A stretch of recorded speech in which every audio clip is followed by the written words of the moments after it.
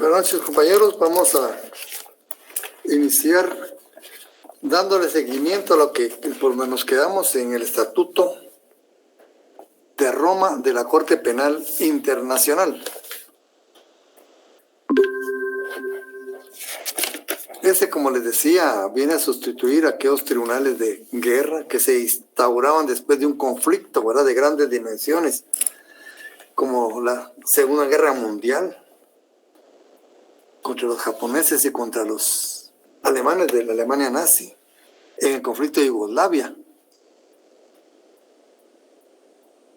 Pero lo importante ahora es que este tribunal es permanente, ¿verdad? Ya no se instaura únicamente para finalizar un conflicto, sino que es un tribunal que se establece en forma permanente y está pues ahí para el servicio de la humanidad, ¿verdad?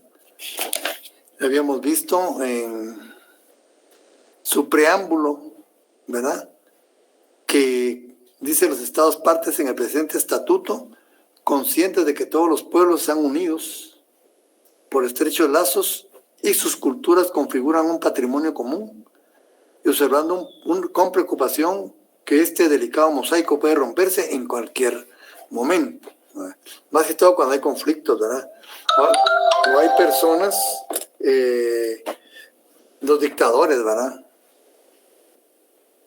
que muchas veces rompen el esquema de la convivencia de los estados y la forma de gobierno hacia el interno de sus países, ¿verdad?, donde cometen atrocidades. Entonces, esto pues va en preservación de la estabilidad, ¿verdad?, de ese patrimonio, de las culturas, ¿verdad?, y contra las personas que atenten contra ello, que en última instancia atentan contra la paz y la estabilidad internacionales. Teniendo presente que en este siglo millones de niños, mujeres y hombres han sido víctimas de atrocidades que desafían la imaginación y conmueven profundamente la conciencia de la humanidad. Que esto pues principalmente las dos guerras mundiales que se desarrollaron, ¿verdad? En la primera pues que se utilizan elementos químicos de alto espectro, ¿sí? Y en segundo lugar pues también tenemos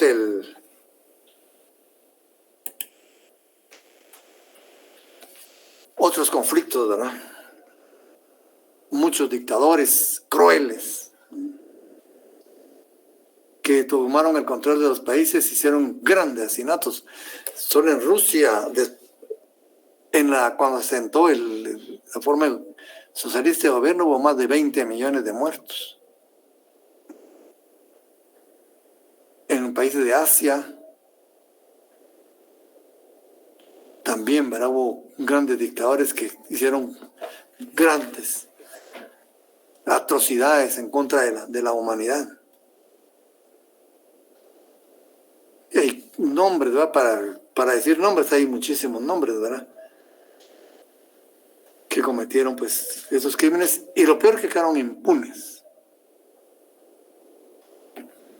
Eso es lo que trata de evitarse, porque muchas de estas personas salen del poder y quedan impunes, ¿verdad?, reconociendo que esos graves crímenes constituyen la amenaza para la paz, la seguridad y el bienestar de la humanidad.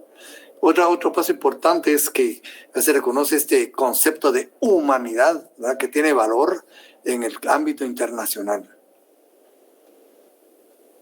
afirmando que los crímenes más graves de trascendencia para la comunidad internacional en su conjunto no deben quedar sin castigos. Lo que decía, la impunidad, ¿verdad?, es lo que más, porque alienta pues a otros, ¿verdad?, con esa misma personalidad e intereses a continuar en lo mismo, ¿verdad? Y que a tal fin hay que adoptar medidas en el plano nacional e intensificar la cooperación internacional para asegurar que sean efectivamente sometidos a la acción de la justicia, decididos a poner fin a la impunidad de los autores de esos crímenes y a contribuir así a la prevención de nuevos crímenes. Como ven ustedes, se trata de disuadir también, ¿verdad? Se trata de disuadir, recordando que es deber de todo Estado ejercer su jurisdicción penal contra los responsables de crímenes internacionales. Eso casi nunca pasa, ¿verdad? Casi nunca pasa. Por lo menos en este territorio de acá, ¿cuánto dictador ha habido, verdad? Podemos empezar República Dominicana, El Salvador, México, Honduras, Nicaragua, Guatemala, Chile, Argentina, entre otros, ¿verdad? Y pues han muerto en la más absoluta impunidad. Ya cuando si es que salen a luz algunos datos de Cuba, podemos señalar también Cuba, ¿verdad? Y así pues hay, no es ideología política, ¿verdad? Ya la propia personalidad de cada una de las personas, ¿verdad? Y sus propios intereses y el círculo, ¿verdad? Que es un anillo alrededor de ellos y no cerrado, ¿verdad? Bien, entonces, reafirmando los propósitos y principios de la Carta de las Naciones Unidas, ¿verdad? Decididos a los efectos de la consecución de esos fines y en interés de las generaciones presentes y futuras. También eso es importante, porque el concepto de humanidad también dio la posibilidad de crear nuevas generaciones de derechos humanos. No solo para personas presentes, sino para las que aún no están. Fíjense, para las que aún no están.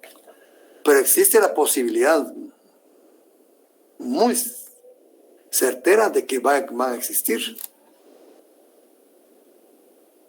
Por ejemplo, de 100 años hacia atrás, yo creo que la humanidad era totalmente diferente, ¿verdad? Existirán poquísimas personas, ¿verdad? Más de 100 años. Casi toda la humanidad se renovó, ¿verdad? Y de aquí a 100 años, pues estamos también en una sociedad casi totalmente renovada. Esas generaciones que no han nacido y que hay una posibilidad muy grandísima que va a existir, para ellos va dirigido esto, ¿verdad? Para establecer una Corte Penal Internacional de carácter permanente, independiente y vinculada con el sistema de las Naciones Unidas que contenga competencia sobre crímenes más graves de trascendencia para la comunidad internacional en su conjunto. Esa es su competencia, los crímenes más graves de trascendencia internacional. Esa es su competencia, ¿verdad? Y destacando que la Corte Penal Internacional establecida en virtud del presente estatuto será complementaria de las jurisdicciones penales nacionales. Complementaria. Primero se aplican las legislaciones nacionales y después el tratado. Lo que has visto contrario en la extradición, ¿verdad? Que primero se aplican los tratados y después la ley. Aquí es al revés, primero las leyes y después el tratado. Por eso tiene carácter complementario. Artículo 1. Se instituye por la presente una Corte Penal Internacional. Se le denomina la Corte. La Corte será una institución permanente. Esa ya es ley, ¿verdad? Permanente. Y está facultada para ejercer jurisdicción sobre personas respecto de los crímenes más graves de trascendencia internacional. Entonces, ¿su competencia cuáles son? ¿Verdad? Los crímenes más graves de trascendencia internacional. Y su jurisdicción la ejerce sobre personas. ¿Pero qué personas? Las que cometen, ¿verdad? O respecto a los crímenes más graves de trascendencia internacional. Respecto, ¿verdad?, de los crímenes. Se les va a investigar, pues ese respecto, no dice que cometan. Pues eso se mirará en el transcurso del proceso, ¿verdad? Tiene relación con Naciones Unidas en el artículo 2. En el artículo 3, su sede es La Haya, Países Bajos, ¿verdad?, Holanda, como Estado anfitrión, aunque puede tener, ¿verdad?,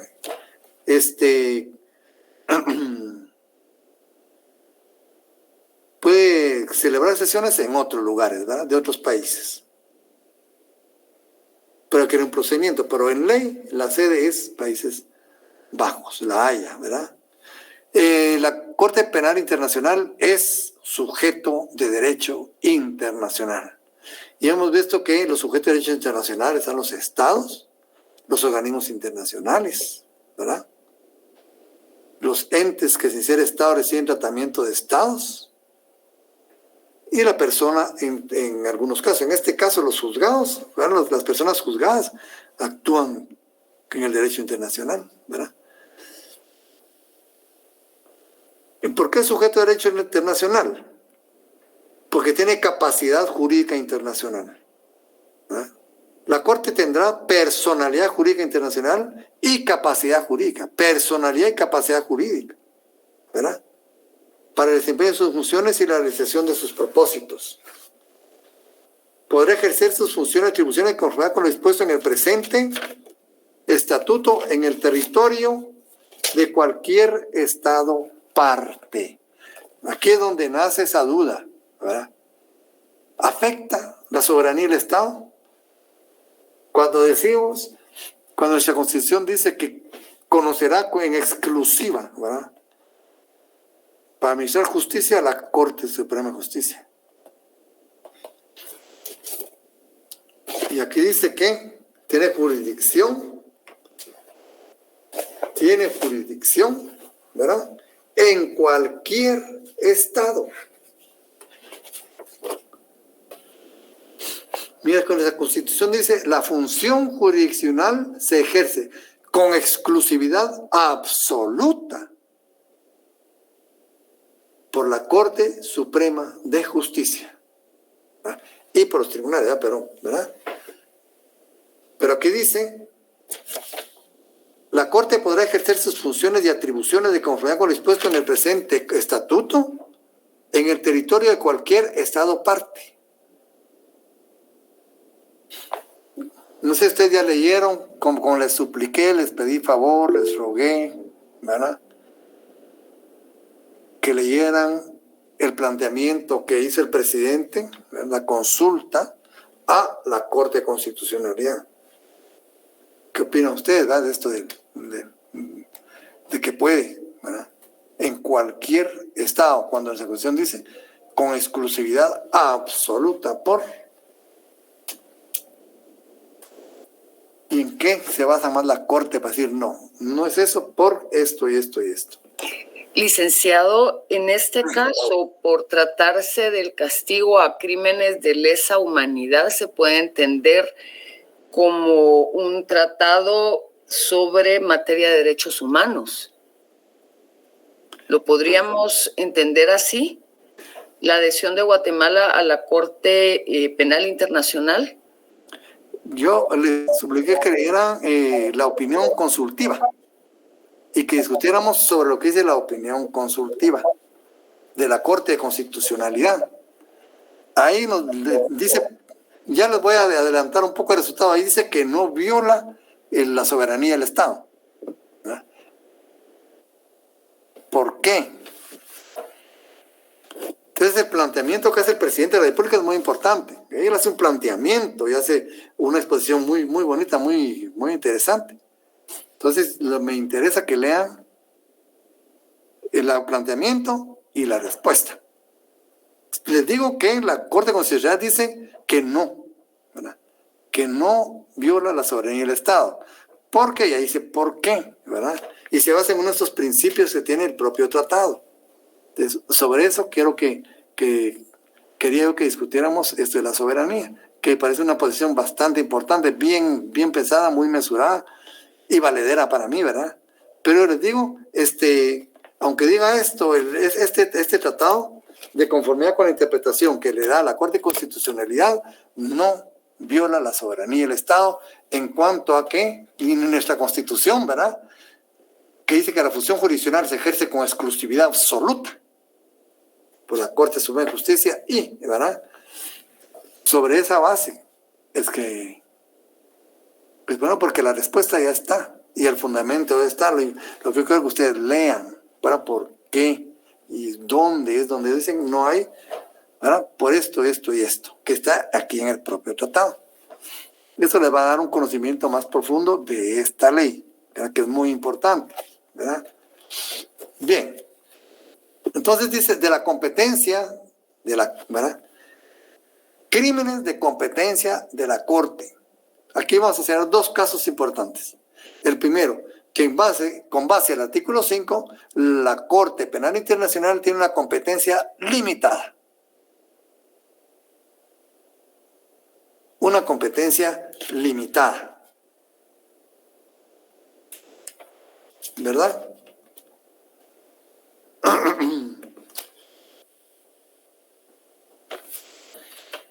¿Por qué la tiene limitada? Porque están, ¿verdad?,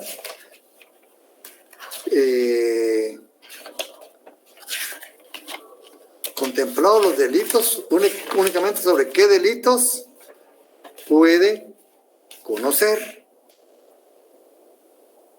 ¿no? Por un lado, fíjense, tiene competencia limitada y además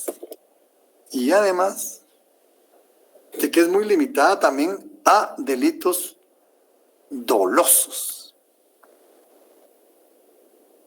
no culposos, ¿verdad?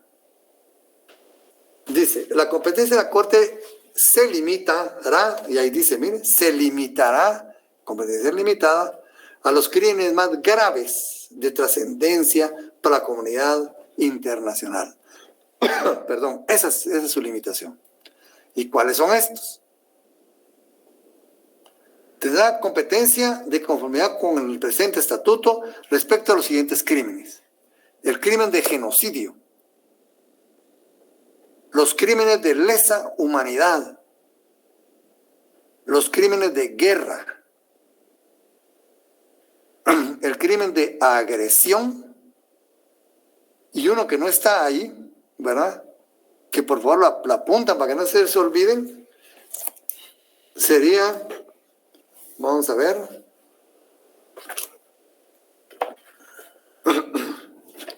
los crímenes contra la administración de justicia.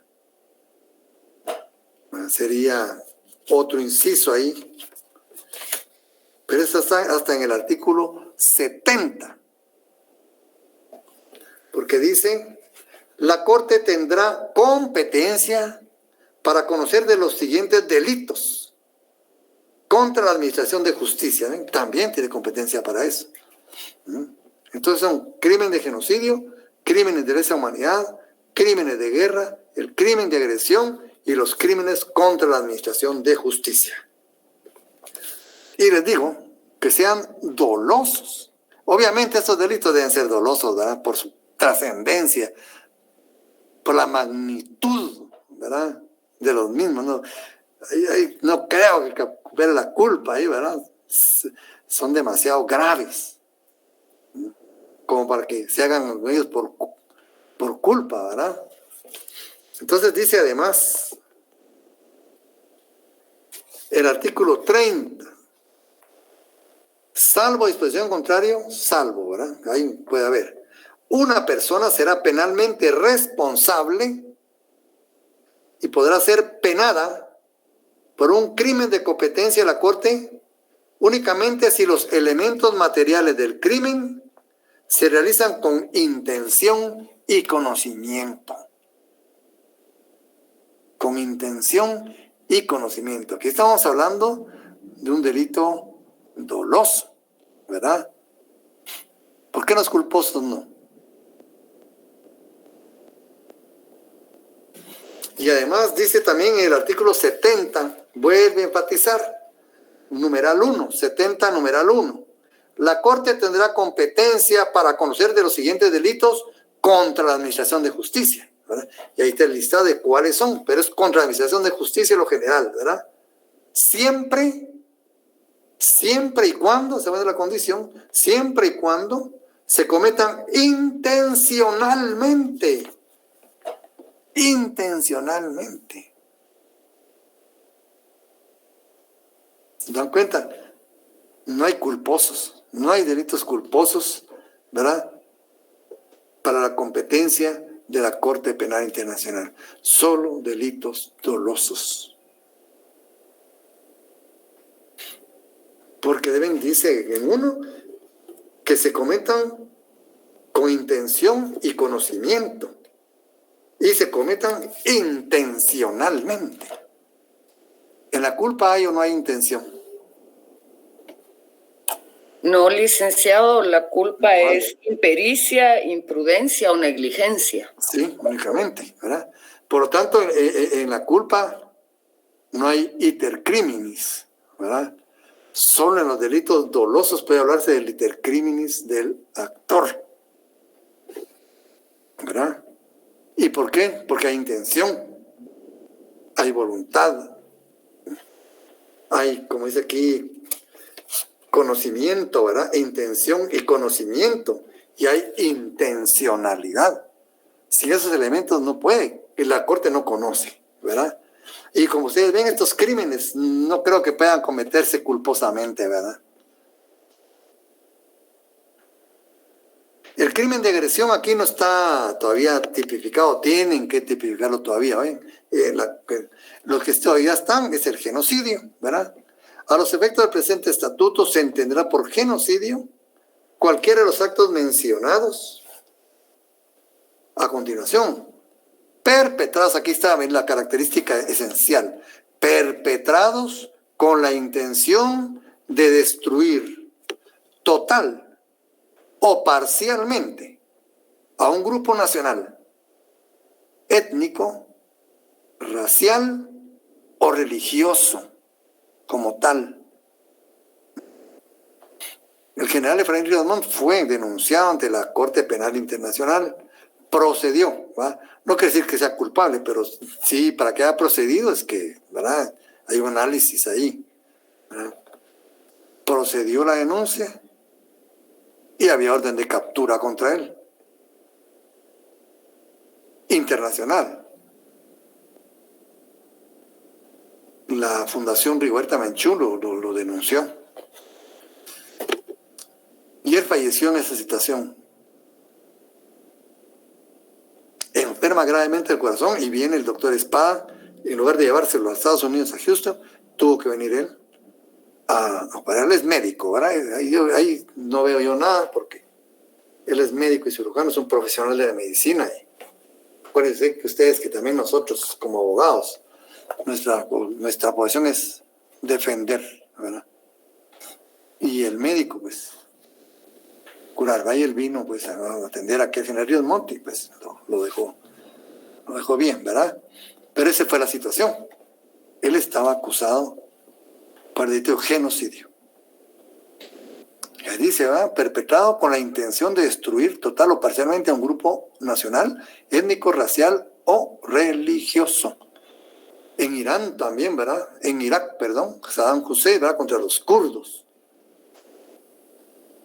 Ahí sí hubo un genocidio, hasta con armas químicas los atacó. Y aquí dice, pues, matanza de su grupo, lesión grave en la integridad física, etcétera, sometimiento intencional de grupos a condiciones de existencia, ¿verdad? Y ahí dice, explica, ¿verdad? Artículo 7, crímenes de lesa humanidad. Entonces, genocidio y lesa humanidad no son lo mismo, son diferentes. Mira, aquí no nos vamos a meter a discutir, a puntualizar qué es cada uno de estos delitos, ¿verdad? Porque estos sí requieren un análisis muy profundo, ¿verdad? Un análisis muy profundo, muy detenido. Incluso para interponer la denuncia hay que hacer un estudio bastante amplio. No se puede, con 2, 3 leídas a este artículo no puede uno ya disponer, ¿verdad? Solo vamos a mencionarlos para que ustedes sepan cuáles son los que hay y vamos a dar lectura para que vayamos viendo algunos elementos, ¿verdad? Pero digo, requiere un análisis bastante profundo. A efectos del presente estatuto se entenderá por crimen de lesa humanidad cualquiera de los actos siguientes, cuando, y ahí viene pues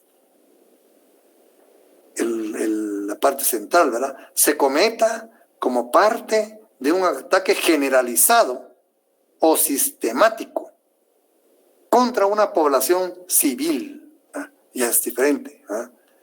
Y con conocimiento de dicho ataque, ¿verdad? Asesinato, exterminio, esclavitud, deportación, traslado forzoso, encarcelación, tortura, y ahí empieza, ¿verdad? El listado es grandísimo, ¿verdad? Hasta que vamos al artículo 8. Crímenes de guerra. La Corte tendrá competencia respecto de crímenes de guerra en particular cuando se cometan como parte de un plan o política o como parte de la comisión en gran escala de tales crímenes, en gran escala. 2. A los efectos del presente estatuto se entiende por crimen de guerra, ¿ah? Y empieza a explicar infracciones graves a los convenios de Ginebra. ¿Recuerdan ustedes? El derecho internacional humanitario, ¿verdad? Los convenios de Ginebra, ¿no? Bueno, las infracciones a los convenios de Ginebra son crímenes de guerra. Pero los convenios de Ginebra son grandísimos, ¿verdad? Protegidos por la disposición del convenio de Ginebra pertinente. El homicidio intencional, la tortura, los tratos crueles inhumanos, incluidos experimentos biológicos, el hecho de causar, y empieza ahí el listado grandísimo, ¿verdad? Que termina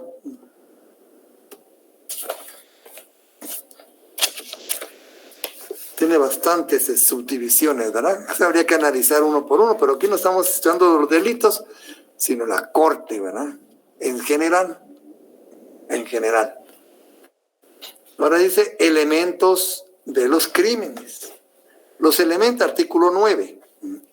Los elementos de los crímenes que ayudarán a la Corte a interpretar y aplicar el artículo 6, 7 y 8, los anteriores, ¿verdad? Del presente estatuto serán aprobados por una mayoría de 2/3 de los miembros de la Asamblea.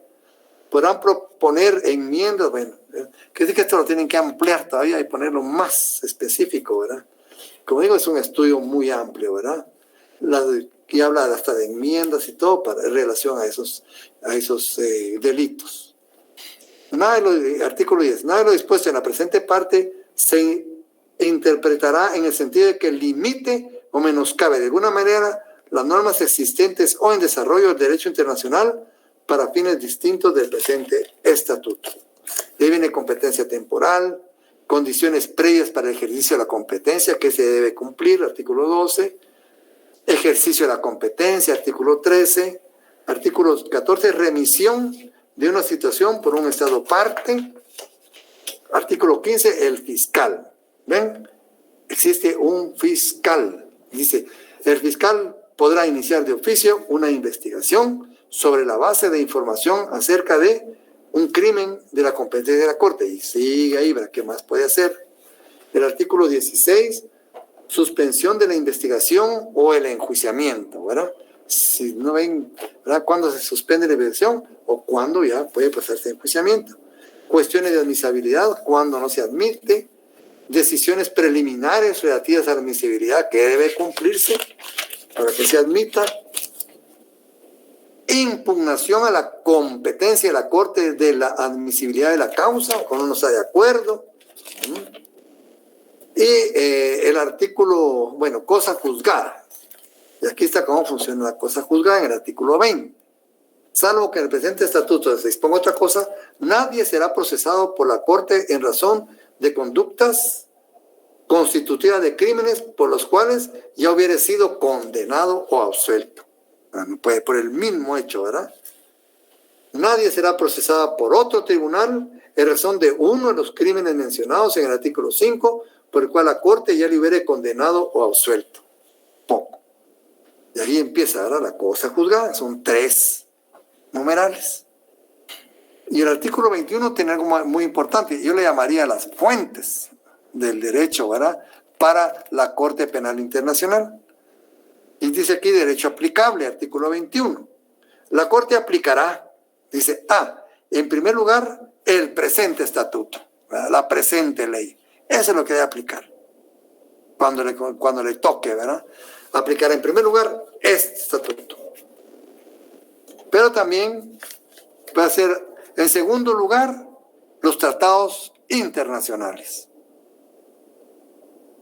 En tercer lugar, los principios generales del derecho.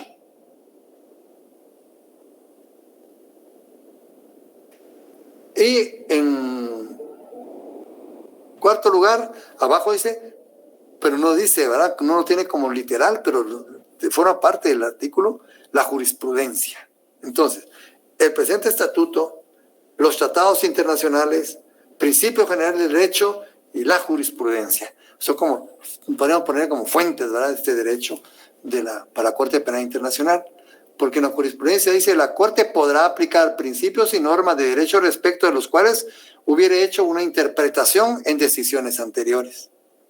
La aplicación e interpretación del derecho de conformidad con el presente artículo deberá ser compatible con los derechos humanos internacionalmente reconocidos. Bueno, y ahí continúa, ¿verdad? Entonces podríamos poner también la jurisprudencia. La tercera parte también es importante, artículo 22, que empieza en el artículo 22, los principios generales del derecho penal. ¿Verdad? Ahí eran principios generales del derecho en general, ahora principios generales del derecho penal para la Corte Penal Internacional.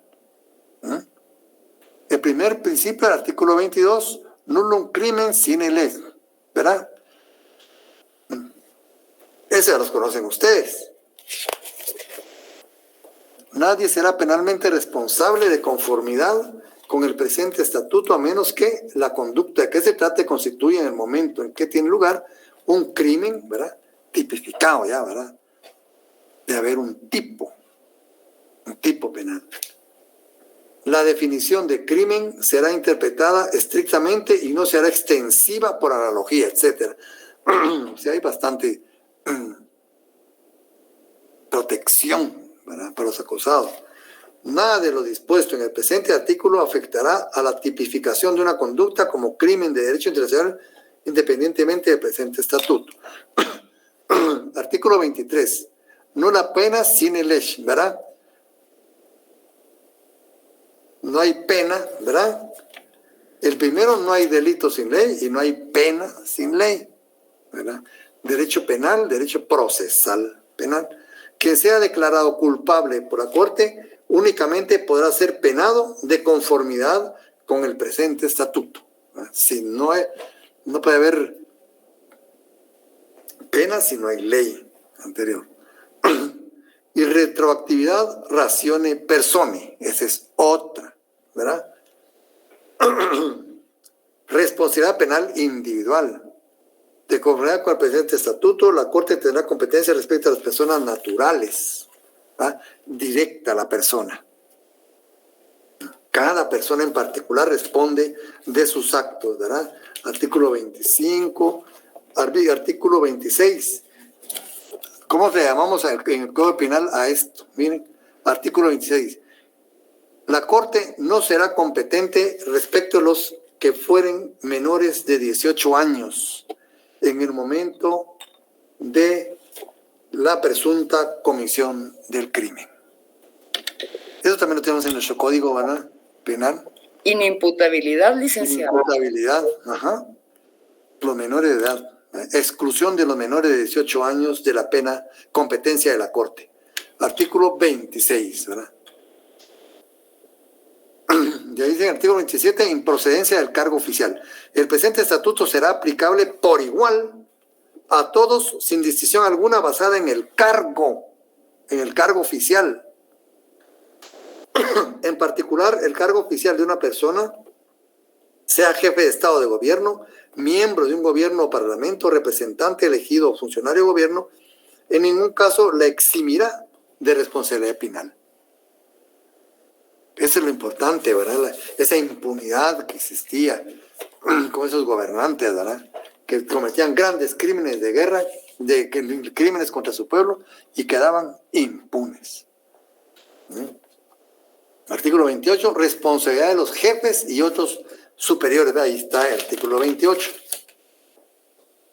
Artículo 29 es otro artículo fundamental.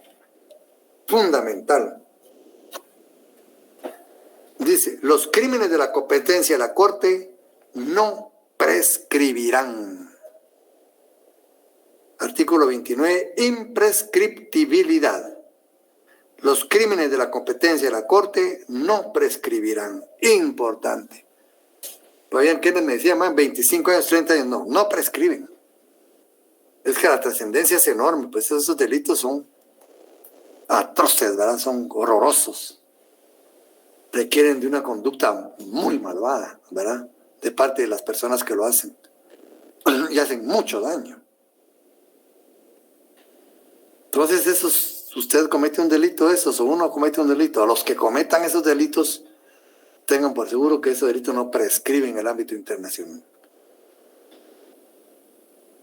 Y ahí venimos, pues, ¿verdad?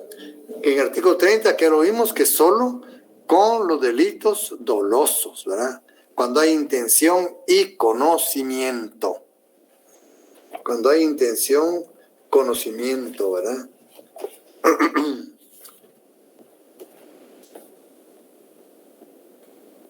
Y ahí dice, ¿cuándo se establece que actúa intencionalmente, ¿verdad?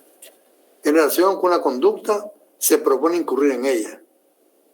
En relación con una consecuencia, se propone causarla o es consciente de que se producirá. Fíjense, qué importantes los elementos, ¿verdad? Que pueden encerrar la intencionalidad del conocimiento. Y ahí lo explica, pues, artículo 30, ¿verdad? Pero también existen circunstancias eximentes. Artículo 31. Circunstancias eximentes de la responsabilidad penal. El 32 tenemos ya el error de hecho o error de derecho. Órdenes superiores y disposiciones legales. De ahí entramos a la parte administrativa, ¿verdad? Y la composición de la propia Corte. Composición y administración de la Corte. Órgano de la Corte. La Corte estará compuesta de los órganos siguientes. La presidencia.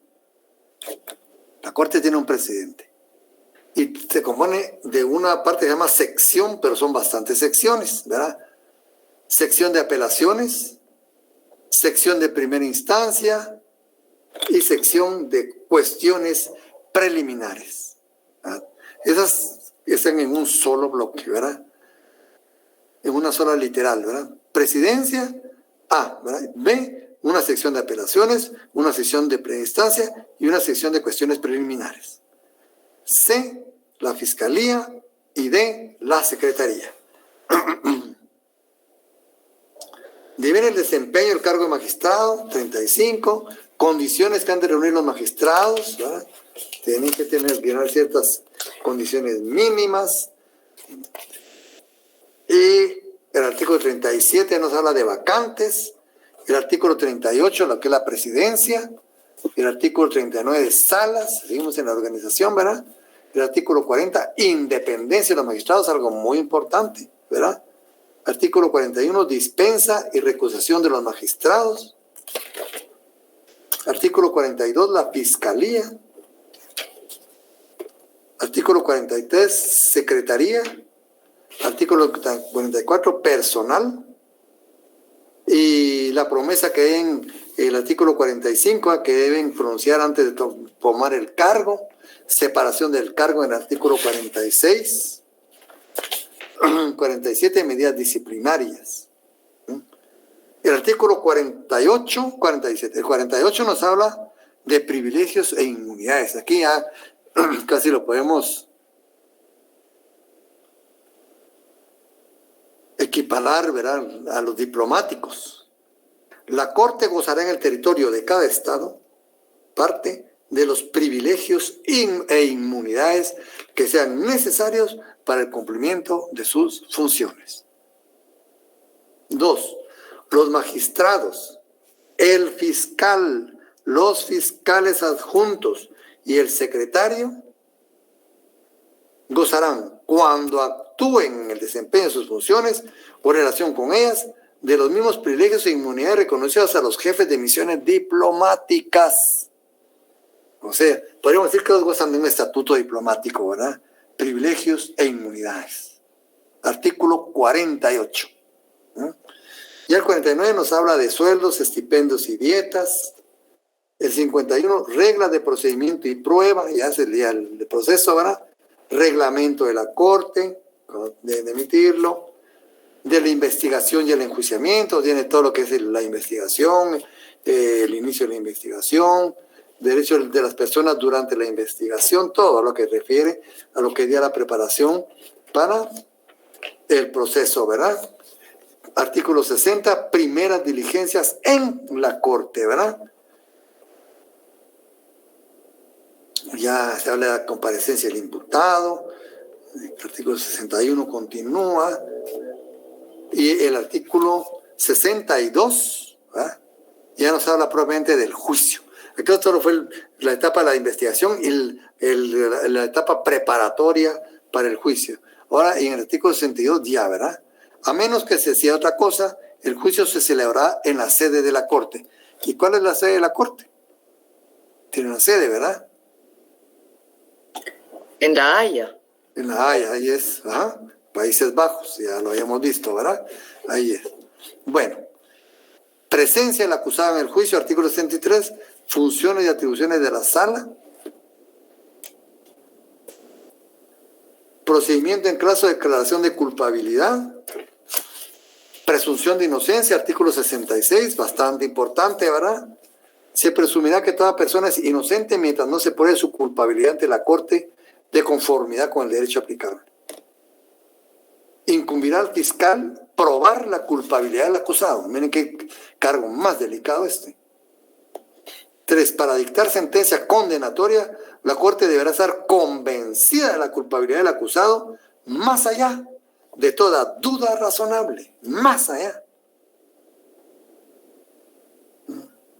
Miren la presunción de inocencia, que es muy amplia, amplísima, ¿verdad?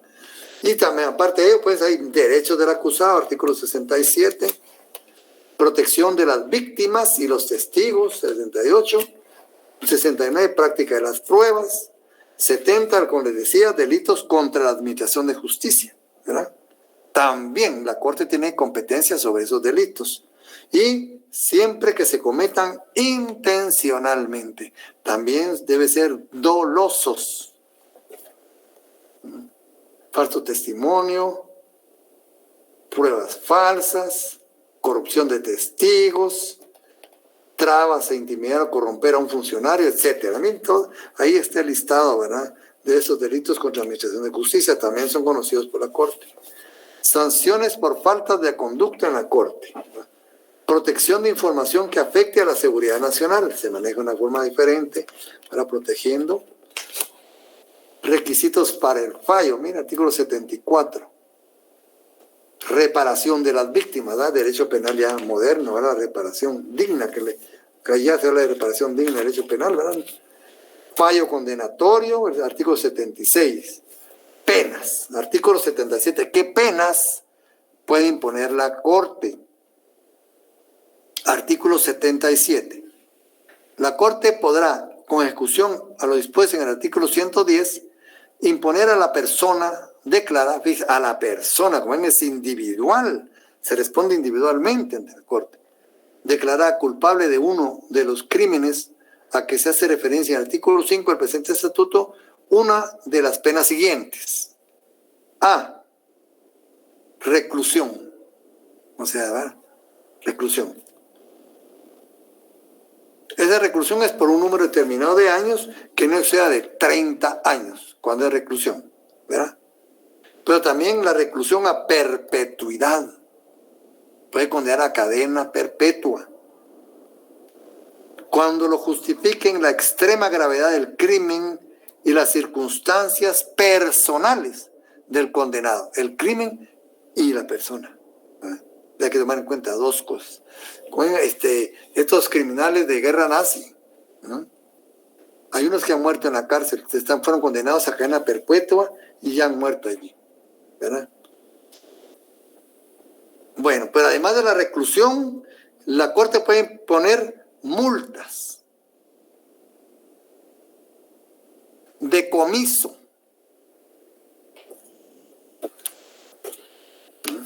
Esas son, ¿verdad? Reclusión. La reclusión puede ser por años determinados, que no exceda de 30, y reclusión perpetua, lo que conocemos nosotros como cadena perpetua, ¿verdad? Pero también puede imponer multa y también decomiso, ¿verdad? Entonces, imponer las penas, medios de impugnación. ¿Qué medios de impugnación caben contra la Corte? Según la parte octava, ¿verdad?, que empieza en el artículo 81, caben los recursos de apelación y revisión. Y ahí está, ¿verdad? Cuando se apela revisión, artículo 81. Apelación contra decisiones, procedimiento de la apelación, revisión del fallo de la revisión, condenatoria o de la pena, solicitudes de cooperación, disposiciones generales. Solo queda aquí un artículo que quiero destacar, el artículo 102. ¿Qué diferencia hay entre entrega y extradición? En principio son lo mismo, pero hay una diferencia, ¿verdad? Entrega y extradición, dice. A los efectos del presente estatuto, por entrega se entenderá la entrega de una persona por un Estado a la Corte Penal Internacional, ¿verdad?, de conformidad con lo dispuesto en el presente estatuto. Eso se llama entrega.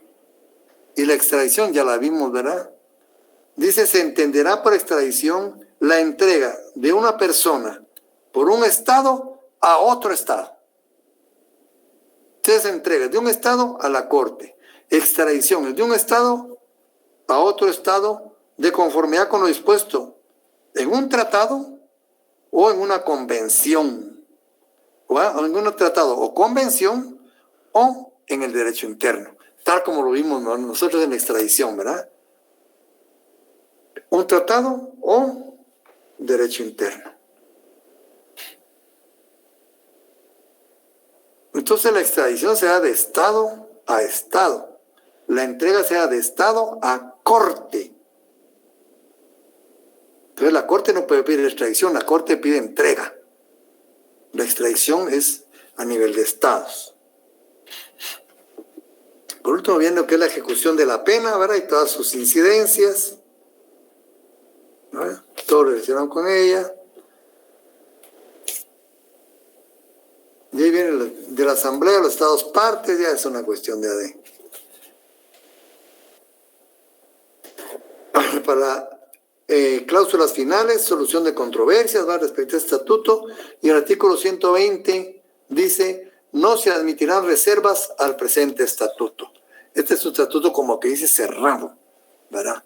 Si usted va a ser parte de este estatuto, tiene que aceptarlo íntegramente. Y eso es bueno porque los tratados de integración centroamericana por eso fracasaron. Muchas reformas que casi le borran la naturaleza y la efectividad. Por eso ha costado mucho con esos tratados, porque abusaron de la reserva los estados centroamericanos, ¿verdad? Y muchos estados se han afectado por eso también. Entonces aquí dice, no se admiten reservas al presente estatuto. Si usted se adhiere a él o lo suscribe, es íntegro, ¿verdad? Puede haber denuncia, etcétera, el tratado. Esto es a grandes rasgos lo que es la Corte Penal Internacional. Que se amplía la jurisdicción penal a nivel global de los delitos más graves, ¿verdad?, contra la humanidad. De trascendencia internacional, ¿verdad? De los delitos más graves de trascendencia internacional, que afectan pues directamente a la humanidad, ¿verdad? La característica más importante es que es permanente, pero a la vez es subsidiaria de las leyes nacionales. Es decir, que respeta en su totalidad el orden penal interno de cada estado. Salvo cuando no funcione eso, entonces entra pues en acción, ¿verdad? Para no dejar impune esos delitos tan graves que se hayan cometido. Entonces ven pues ya vimos el derecho penal. Esta fue una pincelada, ¿verdad? El derecho penal. Empezamos para admitir, ¿verdad?, que son leyes territoriales por excelencia, ¿verdad? Y era el ejemplo clásico de leyes territoriales. Quien comete un delito se le juzgará por ese delito, ¿verdad?, conforme a la tipificación del mismo, ¿verdad?, y conforme a las leyes procesales en aplicación del principio lex fori. Pero vemos que este derecho que se mira tan decididamente territorial admite sus excepciones. En unos momentos eso incluso es inaplicable. Puede que alguien cometa un delito aquí en Guatemala y no se le juzgue, porque no se le puede juzgar.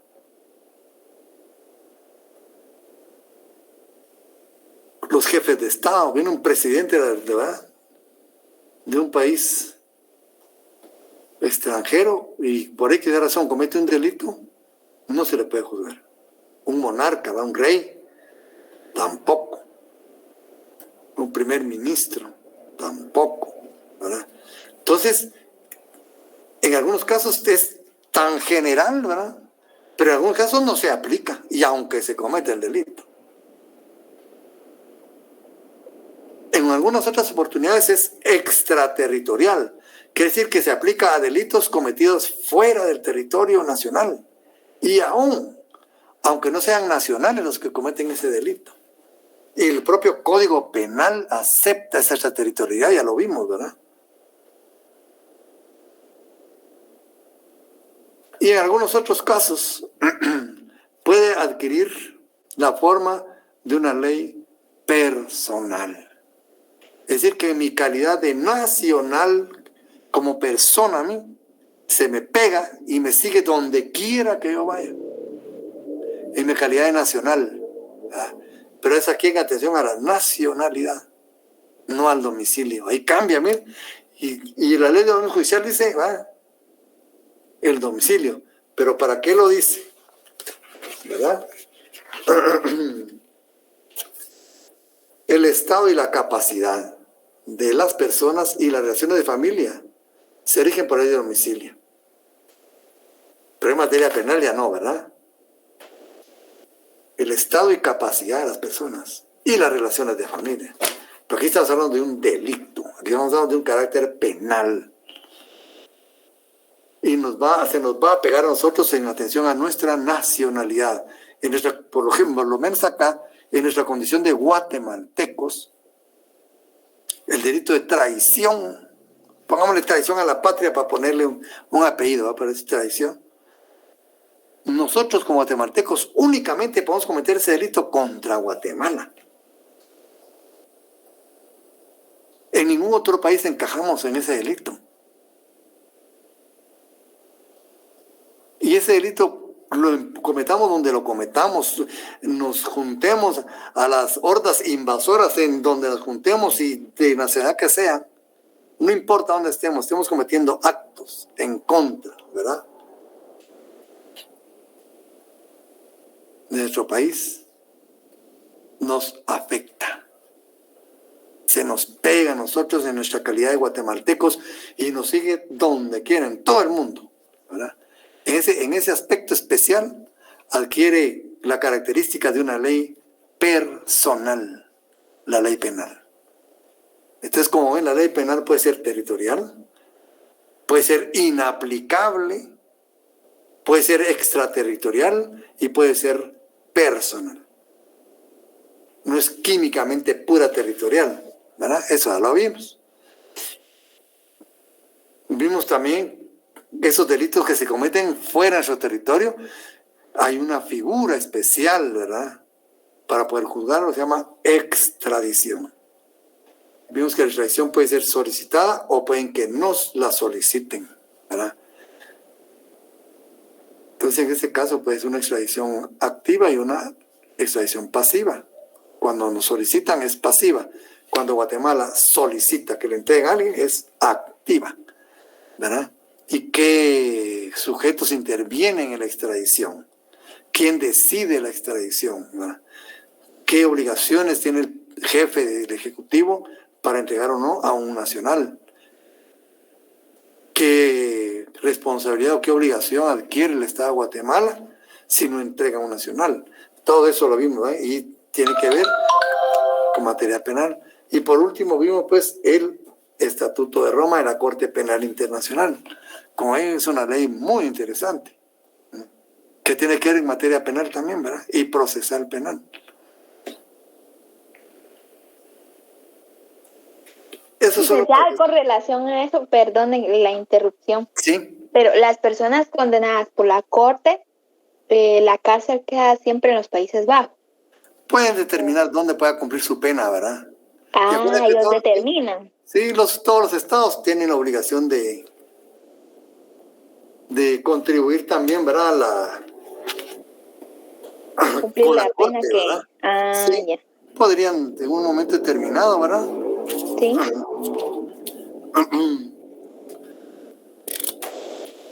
Sí, así es. Ok, gracias.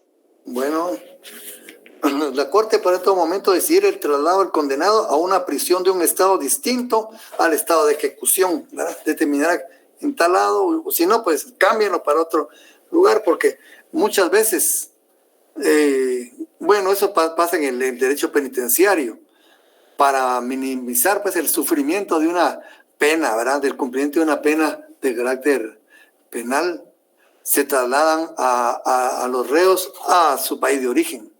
Eso pasó ya aquí en Guatemala, en un caso que se llamaba el caso del restaurante Ches Pierre. Ese involucró a personas de nacionalidad francesa, ¿verdad? Dos franceses pues ejecutaron a un francés aquí en Guatemala que tenía un negocio que se llamaba Ches Pierre, un restaurante. Pues ellos se les comprobó que fueron los asesinos de su propio paisano y se les condenó, ¿verdad? Estando cumpliendo su pena acá, solicitaron, ¿verdad?, cumplir su condena allá en Francia. Y se les concedió. Estas personas cumplieron su pena allá en Francia. Y eso también puede suceder pues en estas situaciones, ¿verdad? Todo depende pues de las evaluaciones que haga la propia corte, ¿verdad? Si conviene o no, qué delito será, la personalidad de estas, ¿verdad? El peligro que hay ahora de estar en un lugar u otro. Es un montón de elementos que toman en cuenta, ¿verdad? O sea que puede pedirlo digamos, el prisionero puede pedir. No es necesariamente el Estado del origen de ellos, ¿verdad? Sí, sí. Entonces existe esa posibilidad. Por lo menos en este caso interno así pasó, ¿verdad? Solicitaron ellos ir a cumplir su pena a Francia. Y ahí la cumplieron. De hecho, se fueron a cumplir su pena a Francia. Qué interesante. Sí, ese parece derecho penitenciario, ¿verdad? Ya sea, vamos a especialidades, ¿no? Esto se va ampliando, pues si vamos dando vuelta a los cuadernos, vamos ampliando. Y eso les pasa a ustedes en su privado. Hay que tener mucho tacto para responder, porque pueden ir ustedes ampliando, ¿verdad?, los caminos para las preguntas, ¿verdad? Porque una cuestión va dándose otra, y así vamos ampliando, ¿verdad?, de una sola pregunta.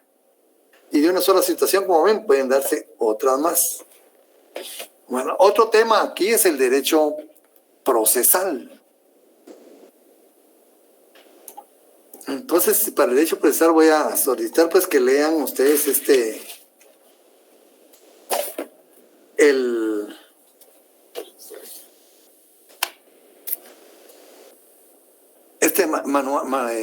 folleto que les dimos, ¿verdad? Que es documento de apoyo a la docencia.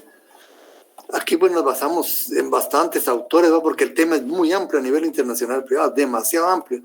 Yo traté de resumir para no darles un documento muy amplio, ¿verdad? Donde ustedes se pierden de lectura. Me apoyé en el doctor mexicano, catedrático de la UNAM, Carlos Ariano García, un libro muy bonito, Derecho Internacional Privado, buen libro, ¿verdad? Del doctor Arellano, del doctor Antonio Bogiano, profesor de argentino, ¿verdad? Acuérdate que vimos del doctor Bogiano lo que era Derecho Internacional Privado, pero tengo aquí otro tomo que se llama Relaciones Judiciales Internacionales, fíjense ustedes, Relaciones Judiciales Internacionales, se llama el libro. Muy bonito. Es tan interesante que viene mitad ya traducida al inglés y español inglés por la cobertura que tiene. Muy bonito el libro, ¿verdad? ¿Cómo se llama, dijo? Perdón. Relaciones Judiciales Internacionales se llama. Ok, gracias. Sí. Antonio Bogiano, ¿verdad? Está el doctor Werner Goldsmith. Él es alemán argentino, ¿verdad? Terminó dando clases en Argentina, pero es una persona brillante. Tengo 2 tomos de Elba, Derecho Internacional Privado, Derecho a la Tolerancia, muy bonito, y suma el Derecho Internacional Privado. Choca mucho entra mucho al campo de la filosofía del Derecho Internacional Privado. Un tomo muy interesante. De nuestro profesor, ¿verdad? Carlos Larios Ochaita, el manual que tenemos, él pues nos resume, ¿verdad? Grandemente la exposición de los temas.